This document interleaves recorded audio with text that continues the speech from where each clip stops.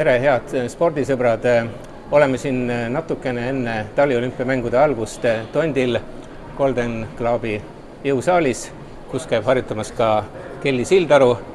Kelly Sildarut kindlasti te teate, sama tütarlaps, kes oli aastal 2021 siis veebruaris meie jooks esikaanel ja temaga oli siis kaanelugu.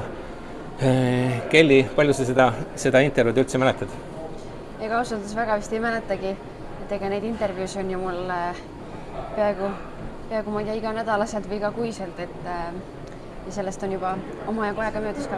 See olümpia, millele sa nii-öelda pingevabalt vastu lähed, no räägitakse, Eestil on suur koondis, aga medali lootusi ei ole.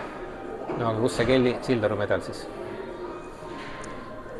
Selles mõttes, et see on sport, nagu kunagi ju ei tea, mis ja kuidas, et eks ma arvan, et kõigil, kes olümpiale lähevad, kõik tahavad ju seda medalit võita. Et tippsporti tehaksegi selleks ikkagi, või kõik tippsportlased tahavad seal poodiumil olla, et muidu me ju ei treeniks meeletult ja ei näeks nii palju vaeva ja teeks tööd. Aga paraku see on sport ja spordis kunagi ei tea, kuidas läheb või mis saab.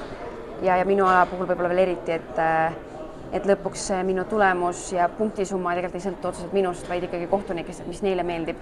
Et mina võin ju endast maksimumi anda ja parimat teha, aga kui kohtunikele minu sooritus ei meeldi, siis ei meeldi.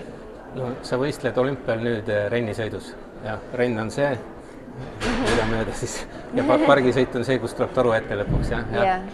Miks sa tegid just selle valiku praegu?